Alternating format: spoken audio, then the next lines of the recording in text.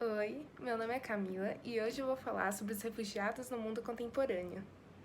Você sabia que 1% da população mundial foi obrigada a sair de suas casas e tornar-se refugiados? Isso mesmo, 1%, bastante coisa, né? Sendo que os 3 países principais que essas pessoas saem são Síria em primeiro lugar, com 6,6 milhões de pessoas, Venezuela em segundo e em terceiro lugar, Afeganistão. E sabe por que tantas pessoas saem da Síria? É por conta da guerra civil que há nela.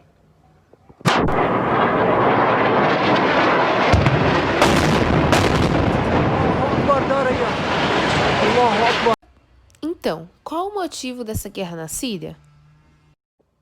Resumidamente, com a Primavera Árabe na Tunísia trouxe influência para os sírios, que sofrem com o governo opressor da família Bashar al-Assad por mais de 30 anos. Assim, foram nas ruas protestar contra esse governo, e isso fez ainda mais ele reprimir a população. Com isso, trouxe uma guerra civil, dividida em pessoas que concordam com esse governo e pessoas que são contra esse governo. Desse modo, essa guerra ainda mais foi agravada quando o Estado Islâmico, um grupo que acredita que o país deve seguir as leis da Sharia, leis islâmicas do Alcorão, implantou essa medida. E quem é contra esse tipo de modelo, eles perseguem e até matam pessoas. Assim, milhares de pessoas saem desse país para poderem sobreviver. E os países em que elas mais vão são Turquia, Hungria, Sérvia, Líbano e Jordânia. E como está a condição financeira desses refugiados sírios em outros países? Em 2019, o Acnur fez uma análise de como estão os refugiados em outros países, qual a condição em que eles estão. Foi percebido, então, que 80% dos refugiados sírios estão abaixo da linha da pobreza e 60% dos que saíram do país e foram para o Líbano estão em pobreza extrema, sendo que só recebem menos de 2,67 dólares por dia. É importante lembrar que muitos países estão expulsando refugiados sírios, por considerarem que a economia é retardada quando aceitam essas pessoas.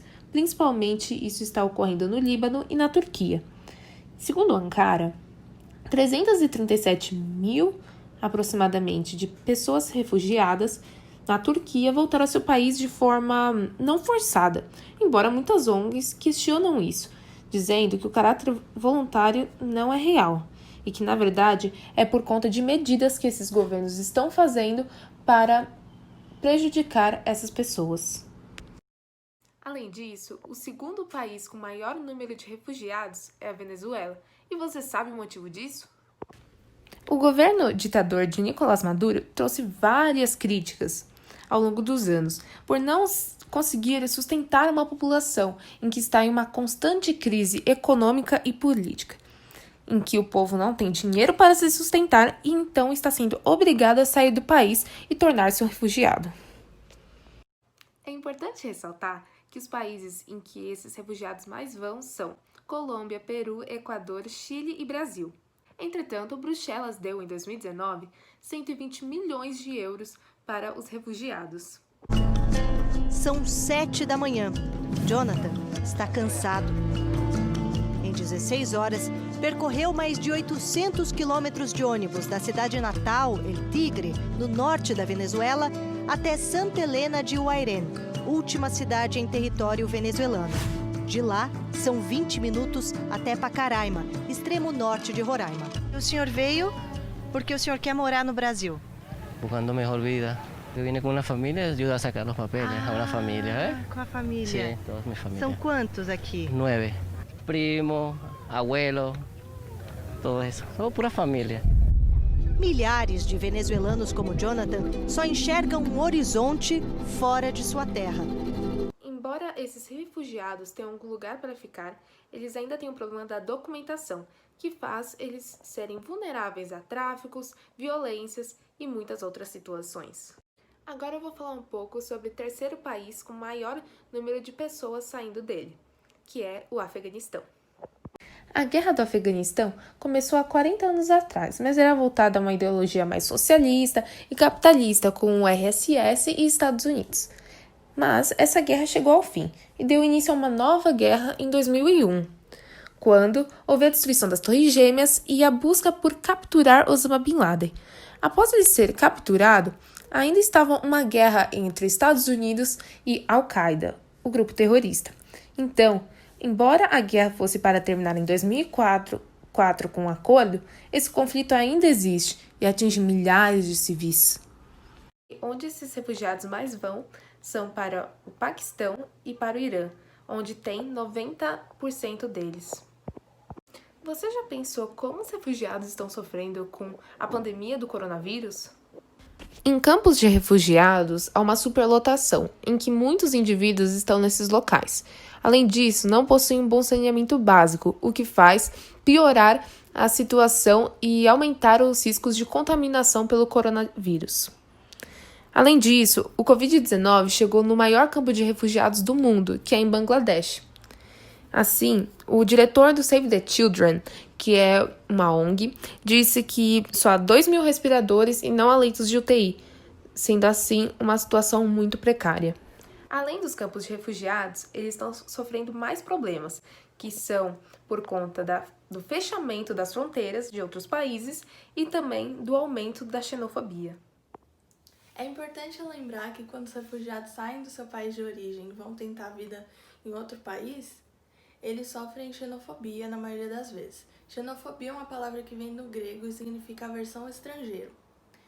Na maioria desses países, os governantes fazem um discurso nacionalista enaltecendo a cultura deles e desprezando a cultura dos outros. E também falam muito que esses refugiados, pessoas que vêm de fora, vão roubar o emprego de quem já é do país.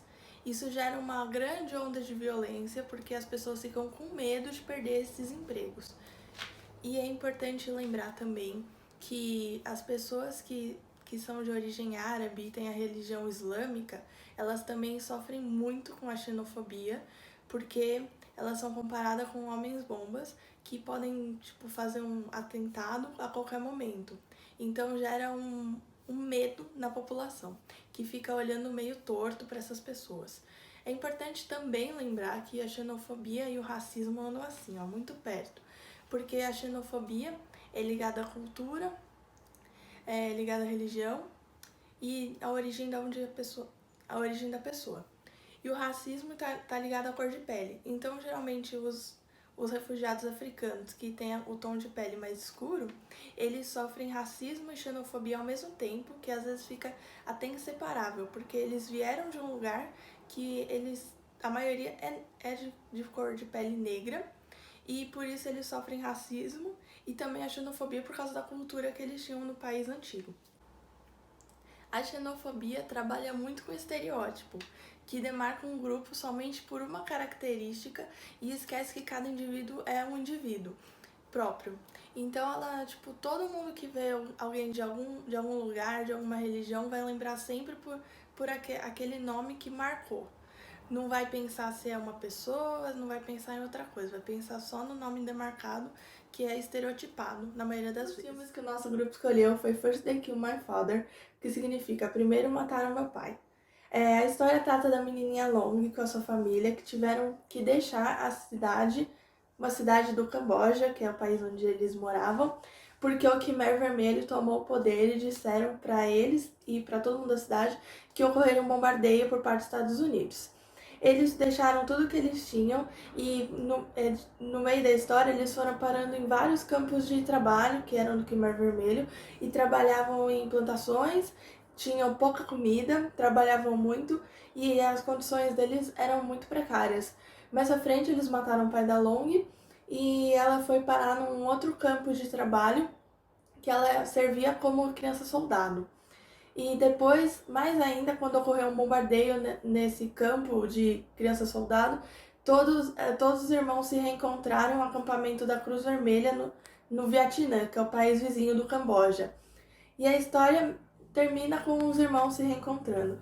Bom, a gente escolheu esse filme porque a gente achou muito importante ressaltar que refugiado não é só de um país para o outro, como aconteceu no final do filme, que eles viraram refugiados do Camboja no Vietnã. Mas também ocorrem os refugiados internos, que são os deslocados internos, que são pessoas que ficam meio nômades do próprio território. E outro ponto importante são as crianças soldado, que é um grave problema nas guerras hoje em dia. O outro filme escolhido pelo nosso grupo foi A Missão do Mar Vermelho, já que ele retrata o percurso que os refugiados enfrentam e as suas dificuldades. O filme, que é baseado em uma história real, mostra as operações que o Mossad fez para retirar os judeus etíopes que estavam como refugiados no Sudão, que eles saíram da Etiópia e foram viver no Sudão em condição de refugiado, porque lá na Etiópia eles viviam em péssimas condições e sofriam muita opressão das milícias. Então, eles foram viver no Sudão em forma de refugiados, só que lá eles também não tinham condições básicas de saúde, de infraestrutura. O objetivo do Mossad era levar os judeus etíopes para Israel, onde teriam melhores condições de vida. O filme também mostra como são os acampamentos de refugiados e o funcionamento do patrocínio da ONU, que visa principalmente o lucro. Agora, algumas imagens reais que foram tiradas durante essa missão. Aqui os botes que eram utilizados para levar os refugiados até Israel, ou é a base onde eram levados através de avião até Israel, como que era o hotel, e aqui o hotel visto de longe, que ele dá beira o Mar Vermelho, né, que seria. E agora, por último, a foto de um agente. E agora eu vou falar sobre os principais refugiados que vieram para o Brasil. O Brasil abriga cerca de 43 mil estrangeiros em condição de refúgio. Desses, cerca de 90% vieram da Venezuela. Segundo o Comitê Nacional para Refugiados, o CONARE, isso se dá pelas 3 levas de aprovação de pedidos de venezuelanos. Uma em dezembro de 2019 e outras 2 em janeiro e abril de 2020. Em 2019, o Brasil abriu as fronteiras para que os venezuelanos pudessem entrar e se interiorizar no país, assim garantindo maior segurança e proteção aos refugiados. O Brasil ele também ajuda esses refugiados dando oportunidades sociais e econômicas. Em 2019, o Brasil, em conjunto com o CONARE, eles aplicaram umas medidas que facilitaram o processo de solicitação e de aprovação dos refugiados venezuelanos, já que a Venezuela ela vive em uma grave crise humanitária, econômica e política. Por causa do grande influxo que acontecia na fronteira de Roraima com a Venezuela, muitos locais estavam sobrecarregados, fazendo que o Brasil tomasse medidas de abrir as fronteiras, possibilitando assim que todos os venezuelanos entrassem sem a necessidade de um visto, podendo solicitar residência temporária. Dado os impactos da crise venezuelana, o Brasil ele criou uma força-tarefa multissetorial chamada de Operação Acolhida, onde ela age em conjunto com agências internacionais como a Acnur e a Unicef, além de ONGs internacionais e nacionais. A acolhida está estruturada em 3 pilares. O primeiro são os centros de recepção, que prestam serviços na chegada de refugiados. Eles ajudam com a identificação, com seu registro e com a regularização de documentos. Eles também dão assistência sanitária e de saúde e imunização de doenças. Depois de passar por esse processo, os venezuelanos estão aptos a trabalharem normalmente e também terem identificação civil. O segundo pilar é a assistência humanitária, onde os refugiados ficam em abrigos que possuem refeições, saneamento e assistência social. O terceiro pilar é a estratégia de interiorização, onde o objetivo é garantir melhores condições de vida e oportunidades sociais e econômicas. O Brasil criou uma lei chamada de Lei de Imigração para evitar os casos de apatrídia, onde são pessoas que não possuem uma nacionalidade em nenhum estado. Com isso, após 2 anos de residência no país, os refugiados serão naturalizados.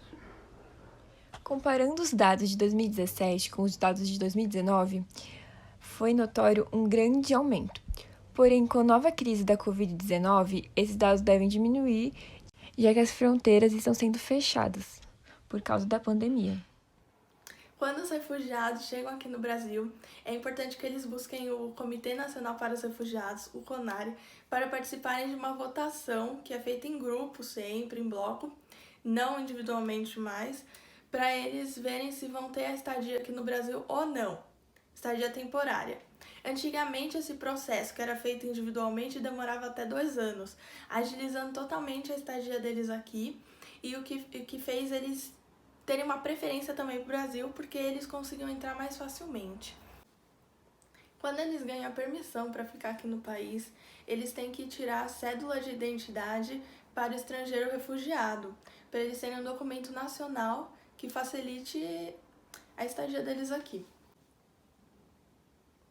O refúgio é somente para esses refugiados ficarem um tempo no país, até que a situação do país de origem deles se acalme e volte ao normal, ou mais próximo do normal. Mas geralmente isso não ocorre e eles são obrigados a ficarem aqui no país. Então, eles acabam morando mesmo e eles deveriam tirar a cidadania. Mas essa cidadania é muito dificultada pela burocracia para retirar esse documento. Então, a maioria deles, dos refugiados, opta por não tirar e ficar na clandestinidade mesmo. Mas quem quer tirar o documento e quer ficar aqui de forma legal, legalizada, tem que passar por uma série de burocracias e protocolos para adquirir. Por exemplo, a pessoa tem que morar no país por 4 anos. Também tem que ter um trabalho fixo e além de uma série de outros requisitos.